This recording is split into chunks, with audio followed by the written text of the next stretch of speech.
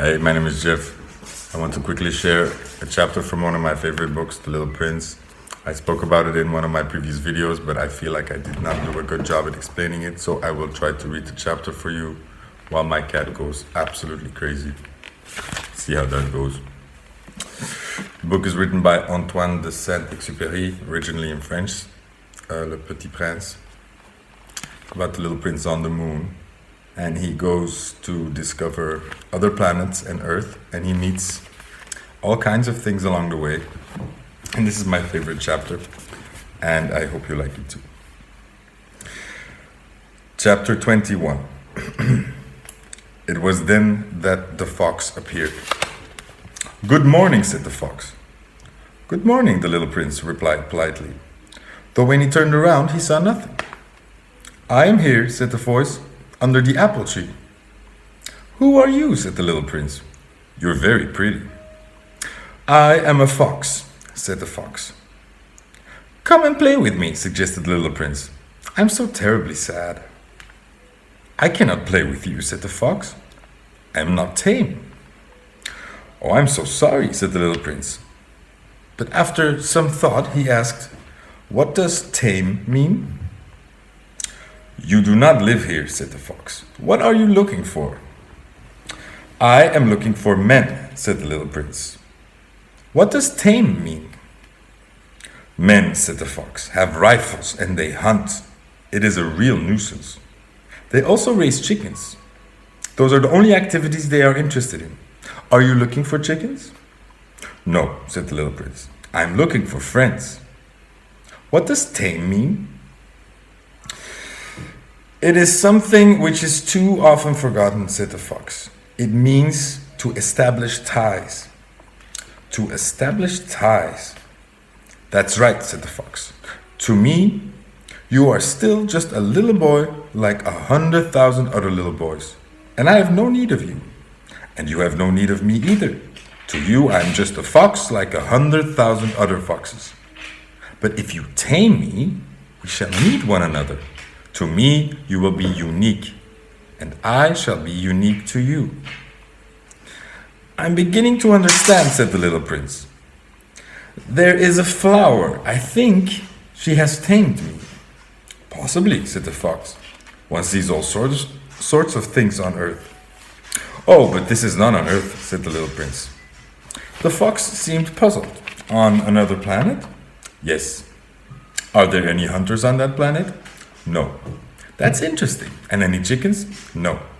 "Nowhere is perfect," sighed the fox. Presently he returned to his theme. "My life is monotonous. I hunt chickens and men hunt me. All chickens are alike and all men are alike. So I get a little bored. But if you shall tame me, my life will be full of sunshine. I shall recognize the sound of a step different from all others. The other steps send me hurrying underground.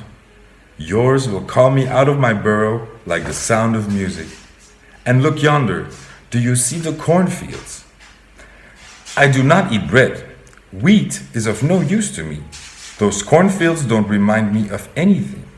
And I find that rather sad. But you have the hair of color of gold, so it will be marvelous when you have tamed me. Wheat, which is also golden, will remind me of you. And I shall love the sound of the wind in the wheat." The fox became silent and gazed for a long time at the little prince. "I beg of you, tame me," he said. "Willingly," the little prince replied, "but I haven't got much time. I have friends to discover and a lot of things to understand." "One can only understand the things one tames," said the fox. "Men have no more time to understand anything. They buy ready-made things in the shops. But since there are no shops where you can buy friends, men no longer have any friends. If you want a friend, tame me." "What should I do?" asked the little prince. "You must be very patient," replied the fox. "First, you will sit down at a little distance from me, like that in the grass.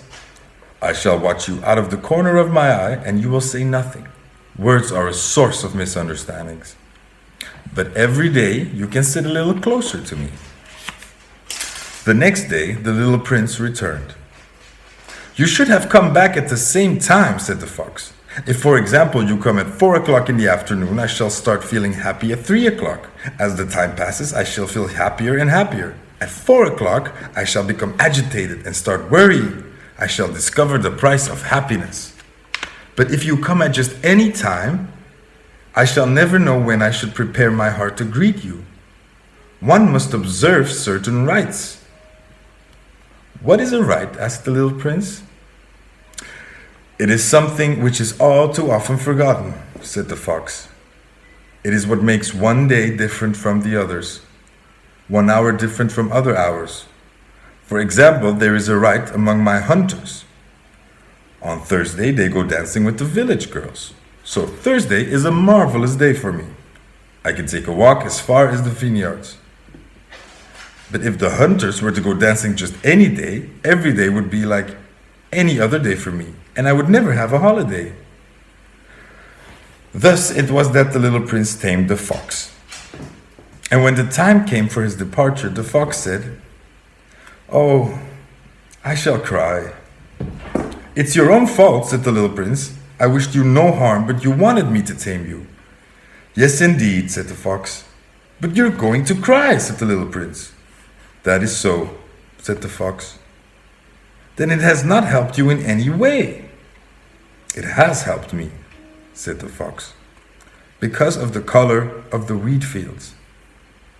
Then he added, "Go and have another look at the roses, and you will understand that yours is indeed unique in all the world.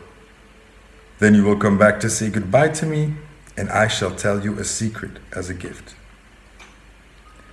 The little prince went off to look at the roses again. "None of you is at all like my rose, and yet you are nothing," he said to them.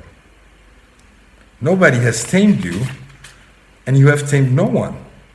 You are like my fox when I first encountered him.